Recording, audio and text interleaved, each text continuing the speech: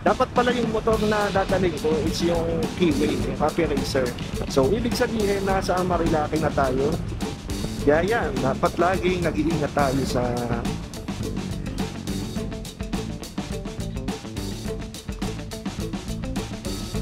sabi na eh.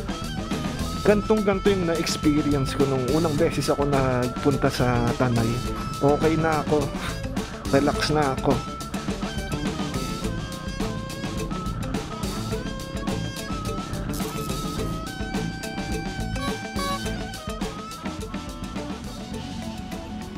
Yan mga halapips, hello sa inyo. Nandito tayo ngayon sa Muntinlupa sa Service Road.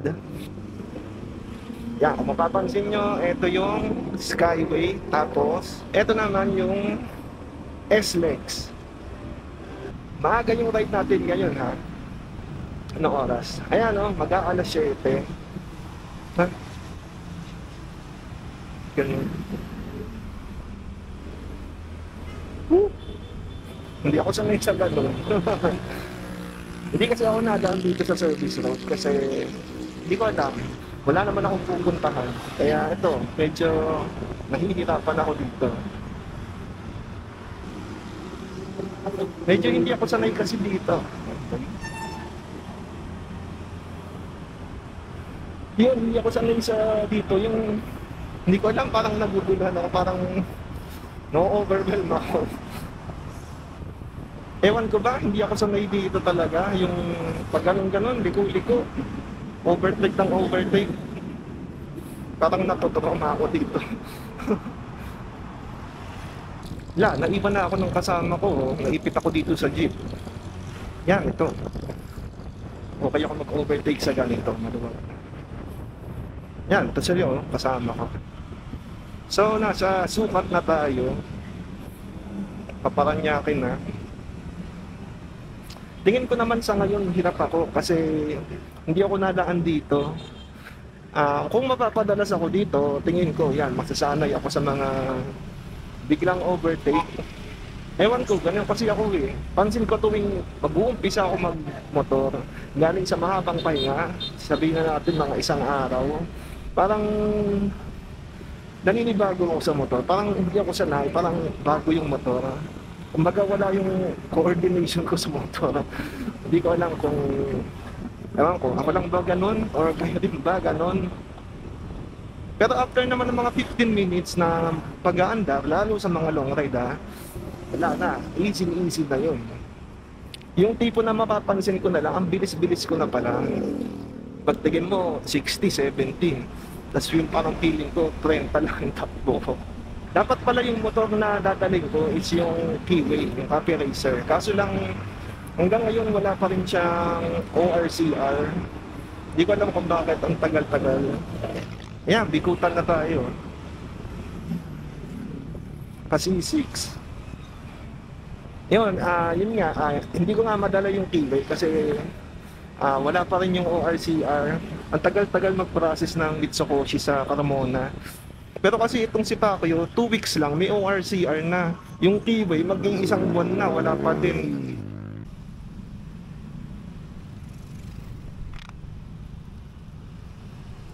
Yan, C6 na tayo. Sana lang mag-umulan kasi medyo maulap oh. Yung maulap na alam mo yun, yung parang may tubig na dala yung mga ulap. Sana lang magtalaga umulan. Siya nga pala mga halapips, sa Tanay yung ride natin ngayon, sabi ni kasama ko, hindi nila sinabi sa akin kung saan banda doon. Basta sabi ko na susunod na lang ako sa kanila. Parang hindi na ako mahirapan mag-map pa. Parang ang dami ditong nagtitinda ng mga accessory sa motor. Ayun, mga top box, ang dami. Oh. Yun nga, mga top box nga, ang dami. So, nandito na tayo sa, ano to, iyak-iyak. Ganon, di pa tayo yun. Ba't baliktad yun nakasulat?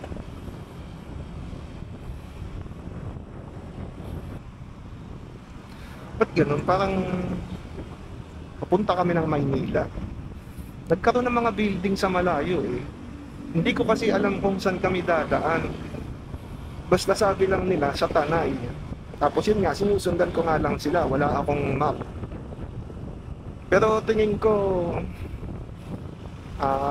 Pasig or Marikina, yun lang kasi yung alam ko na malapit sa Rizal na part ng NCR. Tsaka may ilog kasi dito sa kaliwa eh. Kaya yun, tingin ko Pasig or Marikina to. Basta isa dun sa dalawang yun. Hindi ako pamilyar talaga dito. Ayun, daming building. Hindi ko talaga alam kung anong lugar ito. Kumbaga parang instinct na lang. Pasig or Marikina, yun lang. Ayun, may parang ano dun, no? Ano kaya to? Basta may parang structure. Tulay. Tulay ba to? Madadaanan kaya natin. Yun nga, tulay. Kaso, hindi tayo dadaan dito. Tapos, mukhang private property yata siya. Lang, parang ang ganda ng tulay eh. Sarap dumaan. Eh, hindi pala natin madadaanan.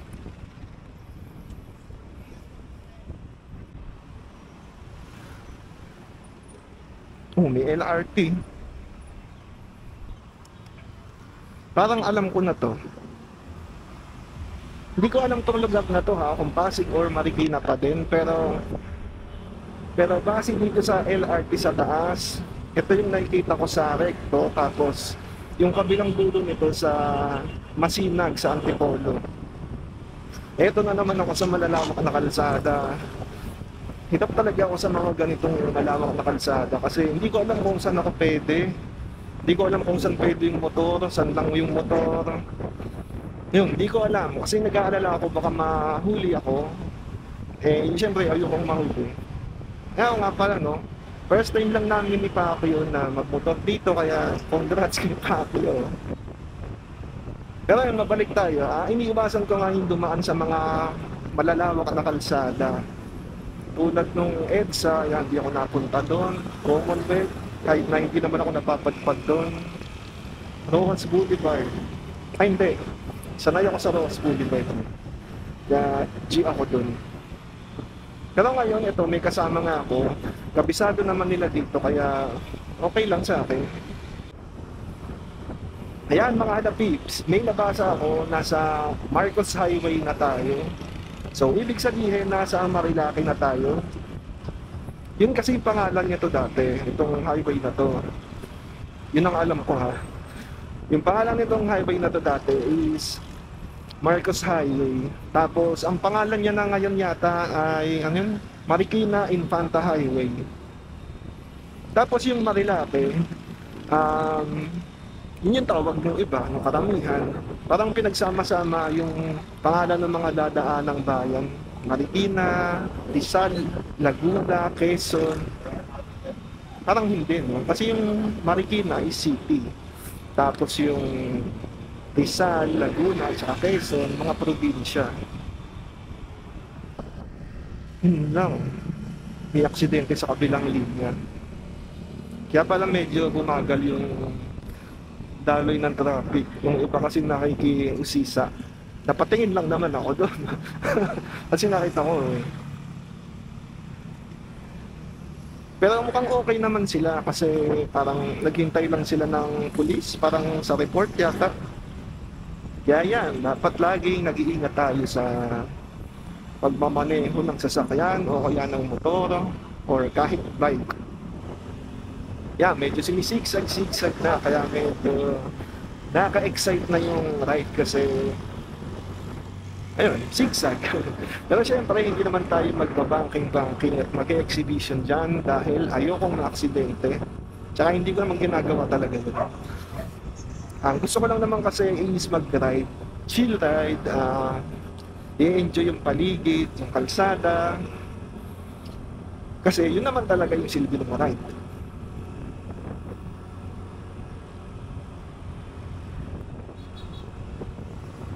Ito, viewing deck. Sayang, hindi ako makahinto kasi yung kasama ko hindi huminto. Pag ganun kasi nahinto ako sa mga, pag may nakita ko ng mga tao, ano to? poste sa gitna ng kalsada. Tapos ito, mawawala rin yung linya ko. Yan. Yan, lumit yung linya, oh. Pansin ko dito, minsan lumalaki yung mga linya. Tapos, yan, biglang mawawala, magiging tag-isang linya na lang.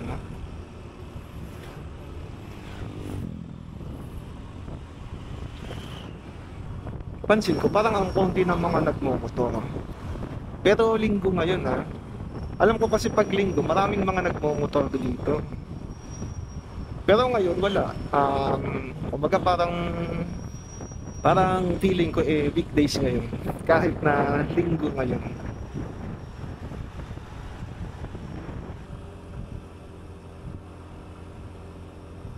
Hindi ko alam kung saan dito yung sinasabi nila na Devil's Corner. Ang alam ko lang nasa Tanay yun. Well, hindi ko pa rin naman alam ngayon kung nasa Tanay na kami kasi wala akong nakikita na welcome sign or arko na nagsasabi na nasa Tanay na tayo. Hindi ko rin alam kung meron akong madadaan ng welcome sign. Pero gusto ko kasing malaman kung nasan yung Devil's Corner. Siguro kapag may nakita akong kurbada tas may mga police or merong mga enforcer, siguro yun na yung Devil's Corner. Ngayon pa lang ako mapapadaan sa parte na to ng Marilake. Ano yun? Nagpipicture. Nag-post tong kasama ko eh. Nasaan? Wala na. Nalagpasan na ako. Ang dami ko mga nakitang nagpipicture kanina. Siyempre nagpo-post ako tapos hanapin ko na lang sila sa Facebook mamaya. Sana makita ko sila. Tapos yun, ipo-flash ko na lang dito sa video kapag meron ako nakita na picture ko mula dun sa mga nakaabang na namimitig.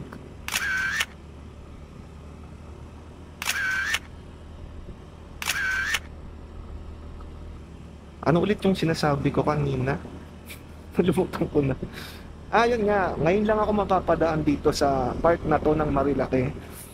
Last year, nakapag Marilake ako, kaso lang mula Tanay yun, tapos mapunta ng Infanta. Hindi ako dumaan dito kasi yun nga yung mga nababalita na exhibition, wala lang, baka maaksidente ako, baka madamay ako.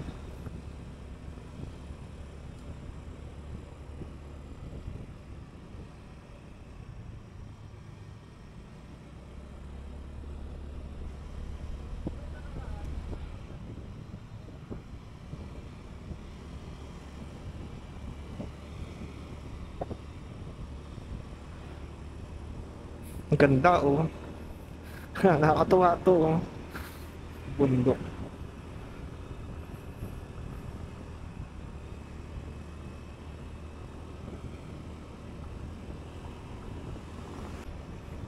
Ganda.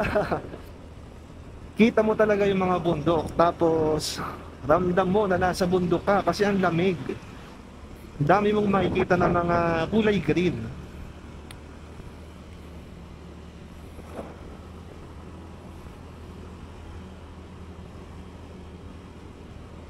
Ang ganda.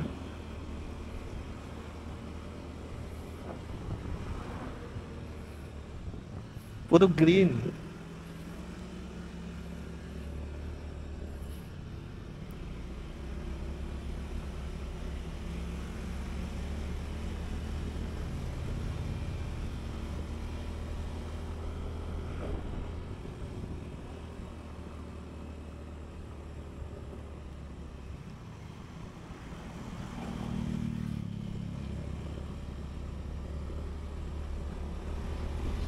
To, may mga damo dito sa kanan. Parang ang sarap mag-picnic sa ganyan, ano, sa damuhan or maglatag ng, yun nga, yung pang picnic tapos may higa ka. Nakakatuwa yung ganun. Basta wala lang lalabas na bubuli o kaya tuko. Pag lumabas yun, wala na. Tatakbo na ako. Ba't ganun traffic? Hindi ko alam kung ano yung dahilan eh. Ito. Na, ba naman tong van? Ang ganda talaga ng mga tanawin dito, mga halapips. Nakakatuwa, nakaka-enjoy, nakaka-relax. Alam mo yun, gustong gusto kong huminto para magtingin-tingin, mag-appreciate ng view. Kaso lang may kasama ako tapos ako yung nasa likod. So pag huminto ako, hindi nila makikita na huminto ako. Kung ako yung nasa harap, yan, pwede kong sabihin na huminto tayo. Kasi nasa likod ako eh. Ito, may mga kainan dito. Oh. Sabi nila sa Tanay daw kami kakain. Pero hindi ko alam kung saan sa Tanay ha. Pero sabi nila maganda daw doon. Kaya yon, sana sulit.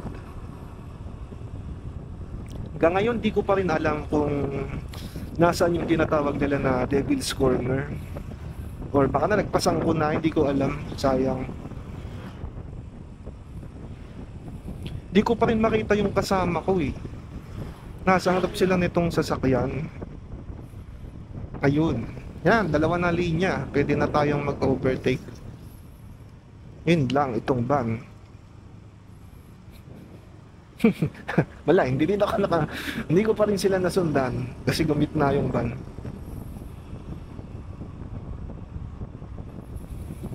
Medyo naambon na, sana hindi na to tumuloy kasi medyo malamig. Sigsag, sigsag. Pero syempre takbong chill lang tayo. O overtake lang tayo. Mabagal pa rin naman tong takbo natin.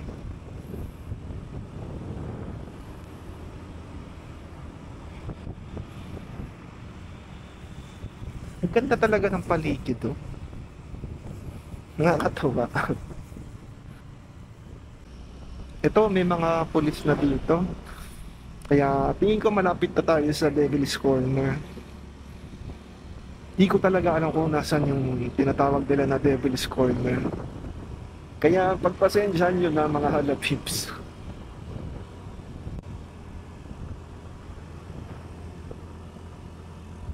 Di pa rin tumitigil tong ambon. Malamang butil-butil na tong camera. May mga butil na ng tubig dyan. Ito yung hassle pag umuulan or naambon. Try ko nga punasan. O yan, napunasan ko. Hindi ko naman alam kung effective. Hindi kasi pwede itong gloves eh. Kaya itong jacket ginagamit ko kasi franela naman yung tela niya. Kaya water absorbent siya. Kasi pag yung riding jacket ko, hindi ko yung magagawa kasi hindi yung nag-absorb ng tubig. Baka maggasgasan pa yung camera nito. Eto, malambot naman yung franela. Malaman na lang kapag nag-edit na ako nitong video kung effective. Grabe, nilalamig na ako. Medyo pumapasok na yung mga ambon sa loob ng suot ko. Anong meron? Ano, okay lang?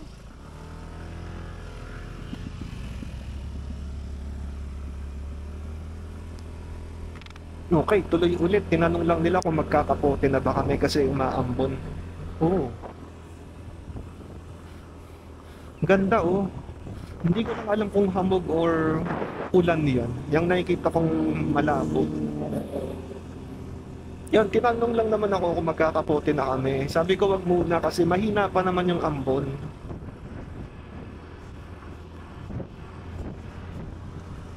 Tapos, tolerable pa naman yung lamig. Kasi pag nagkapote kami, mainit. Ang ganda talaga ng mga tanawin, no? Daming mga puno, oh. Nakakaaliw talaga.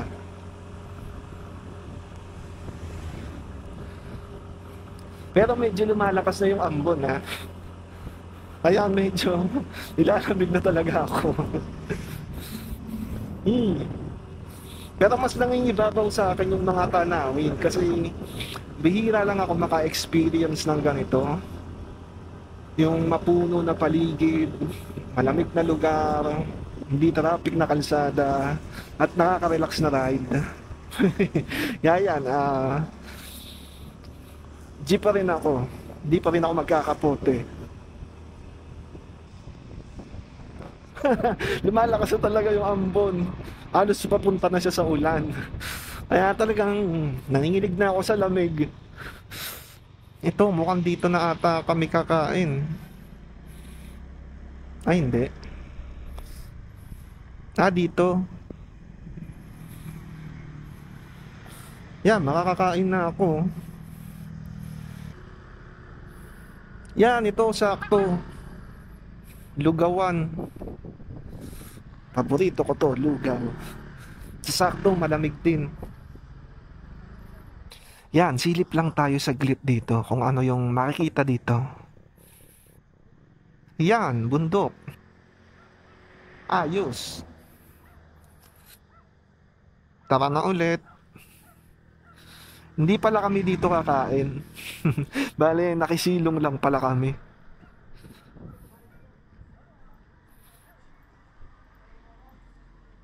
Tara na mga halapips. Parang mga 20 minutes na lang daw. Nandun na kami sa sinasabi nila na lugar na kakainan namin. Mag-aalas 9 na. Gutom na ako.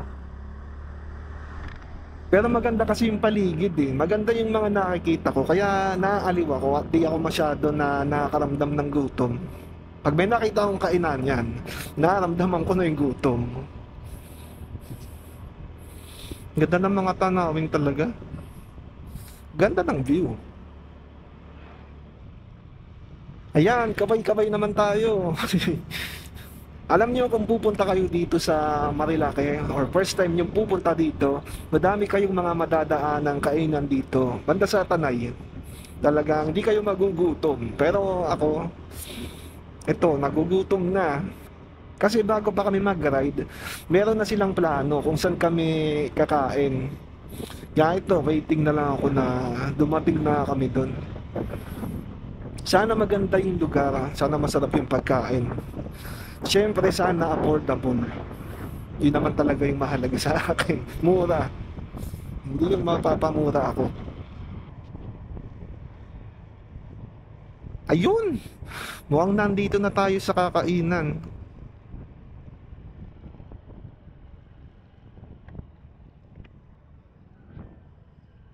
Huh? Hindi pa pala. Mukhang papasok pa. Nako, parang iba pakiramdam ko dito. Feeling ko magiging rough road to, tong dinadaanan namin. Sana hindi naman. Ayan na nga, rough road nga. Sabi na eh. Gantong-ganto yung na-experience ko nung unang beses ako nagpunta sa Tanay. Dapat yun magka-camping ako, kaso ginabi na ako. So pagpasok ko nung daanan, kumbaga parang daanan siya sa Marilake, maliit lang siya na daanan. Tapos yun, pagpasok ko may kalsada naman. Tapos maya maya rough road na. Tapos nawawala na yung mga bahay. Parang Talahiban na lang yata yun, di ko sigurado kasi sobrang dilim, walang ilaw. Tapos habang umaandar ka, makikita mo yung may matatapatan yung headlight ng motor mo na may taong naglalakad pala. Kaya yun, takot ako noon. Parang halos 2 kilometro yata yung minotor ko bago ako bumalik. Eto, may kasama naman ako ngayon kaya okay lang sa akin. Oh, ganda oh. Kahit nasa ganto na ako, naiisip ko pa rin yung magandang view. Pero ito, okay lang sa akin kasi may kasama ako. Pag mag-isa lang ako, hindi na ako tutuloy dito. Pero kasi ito si Pacquiao, hindi siya pang ganitong klaseng daanan. Hirap nito, putik yung ano nito oh. Maputik.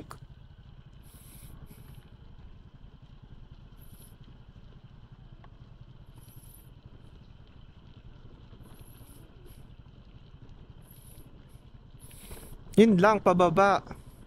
Sa ngayon okay kasi pababa. Pag paakyat, mahirap pag yung gulong nasiksika na ng putik. Hindi na aakyat to. Meron ba talaga ditong kainan?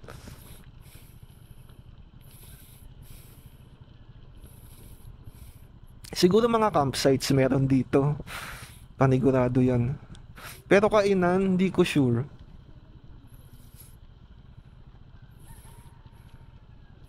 Ano to, viewing deck?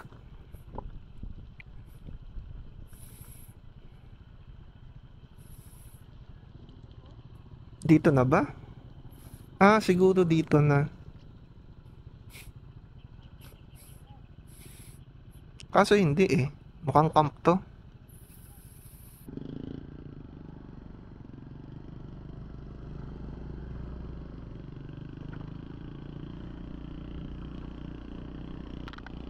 So yun, balik na daw kami kasi kung sakaling dediretso pa kami, pababa pa rin daw yun.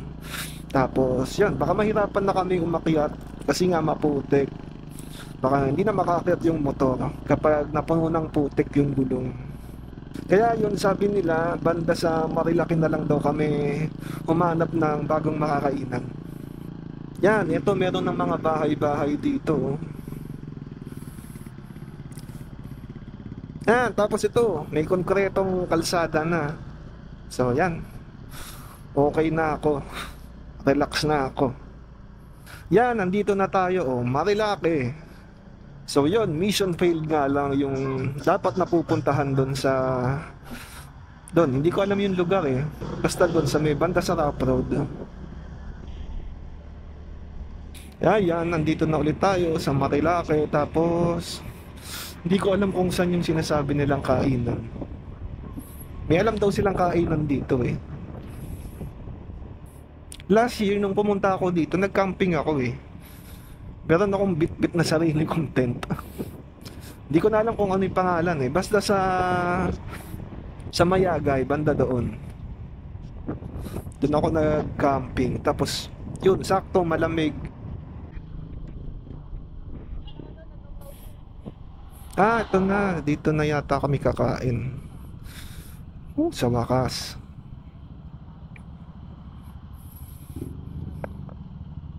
Di pa tayo doon mamaya pag dito. Sige. Dito ang bagong kakainan namin. Imbis na breakfast ay brunch na ang kakainin namin dito. At ito ang BNK Cafe and Resto. Matatagpuan ito sa Sitio Mayagay sa kahabaan ng Marilaki Highway sa Tanay Rizal. Ito pala ang in-order ko, pinakbet para healthy kuno. Joke lang, in-order ko ito kasi isa ang pinakbet sa mga paborito kong ulam. Meron na itong kasama na isang kanin sa halagang 180 pesos lang. Madami ang serving nila dito kasi halos kasya na sa 2 tao ang isang serving nitong pinakbet. Kaya sulit. So yan mga halapips, hanggang dito na lang muna itong video na to. Itutuloy na lang to sa next video. Sana nagustuhan nyo at nag-enjoy kayo. Kung nagustuhan ninyo itong video na to ay pwede nyong pindutin ang like button sa ibaba ng video na to. At syempre kung gusto nyo pang makapanood ng mga ganitong klaseng video mula sa akin ay pindutin nyo lang yung subscribe button. Diyan lang din yan sa ibaba ng video na to. So hanggang dito na lang mga halapips ha. Hanggang sa susunod na ride. Bye bye!